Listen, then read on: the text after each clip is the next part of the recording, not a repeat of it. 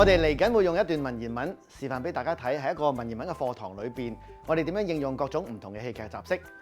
今次我哋就會用賣油翁裏邊嘅一段，當中講到陳康叔自認射箭好叻，但係路過嘅賣油翁咧就似乎覺得佢都係不外如是咁啫。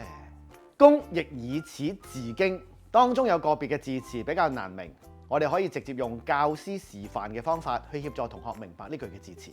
公咧就係一個有身份地位嘅男子啦，咁所以佢企應該點企啊？嗱，起碼都咁啦，係咪？而且咧佢仲以為自己射箭好犀利，引以為傲添㗎喎。見到教師嘅示範，就明白以此即係佢憑住自己射箭好叻呢一點，所以就自我感覺良好。咁我哋就好容易明白經嘅意思啦。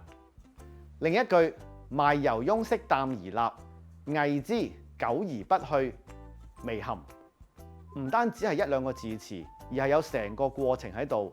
我哋可以考慮用旁述戲劇嘅方法。好，而家咧我就想請一位同學過嚟幫我手做示範喎。好，麻煩你，麻煩企喺呢度啊。一陣間咧，你就將要飾演賣油翁呢個角色。嗱，只要我講乜，你做乜就可以噶啦。好，各位同學咧，我哋睇住咯。好，而家咧你飾演賣油翁，你擔起咗個好重嘅擔挑。好重嘅，哎呀，諗住咧四周圍望下，就去揾咧有冇人可以買你啲油喎。點不知啊，突然間俾你見到陳堯之喺遠處射箭，你覺得好好奇，即刻放低個擔挑，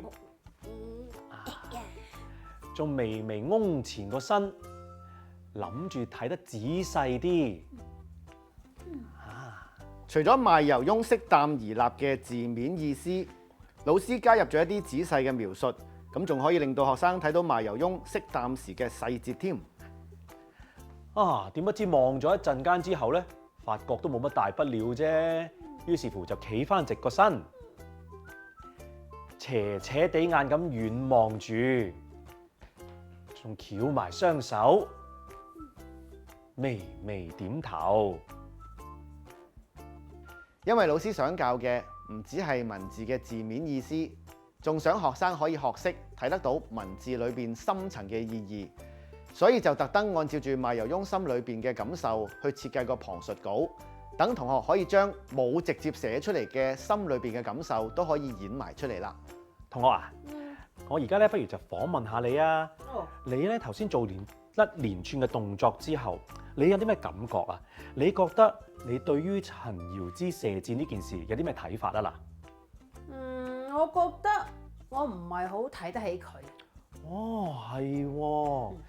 咁各位同學啊，你哋諗下啦，如果你哋就係陳堯之，你覺得自己射箭好叻嘅，但係你就望見呢個賣油翁，係啦，佢好似唔好睇得起你咁喎，咁你哋有咩感受呢？戲劇教學視覺化之後，配合埋提問，就更加可以令到全班同學對篇文嘅內容有更深入嘅認識啦。跟住陳康叔回應咗一句：汝亦知射乎？唔射不亦精乎？呢一句雖然短，但係就有晒態度。咁我哋可以全班同時演繹，亦即係叫成班一齊演出嚟咯。好，嗱，而家咧我就邀請全部同學一齊企起身，飾演陳堯之呢個角色啊嚇！好嗱，大家睇下啦，呢度咧有一句説話就係佢回應嘅説話嚟嘅。你啊都識射箭嘅咩？我射箭嘅技術唔高明咩？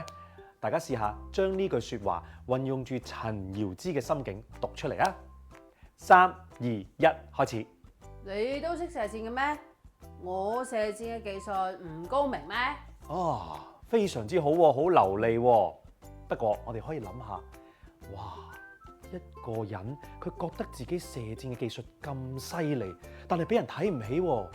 你試下代入下，如果有人啊覺得你嘅長處啊不被重視嘅話，咁你又會點啦？好，我哋試下運用呢個感受，將呢句説話講出嚟咯。3、2、1，開始。你都識射箭嘅咩？我射箭嘅技術唔高明咩？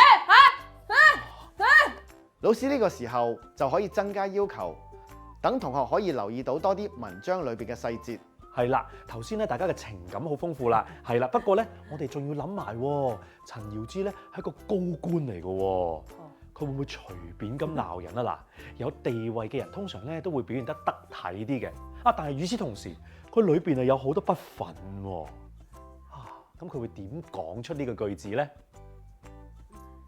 好，3秒之後開始啊！3、2、1，開始。你都識射箭嘅咩？我射箭嘅技術唔高明咩？熟悉咗句子同埋啲動作之後，我哋可以請同學直接使用原文，減低佢哋對文言文嘅距離感。嗱，頭先大家都做得好好啊嚇，不過咧，我哋而家試下用原文講出嚟，可唔可以講得返呢個效果？嗱，保持住頭先你哋嗰個情緒同埋感覺，但係就用文言文去表達咯。好，準備好，3、2、1，開始。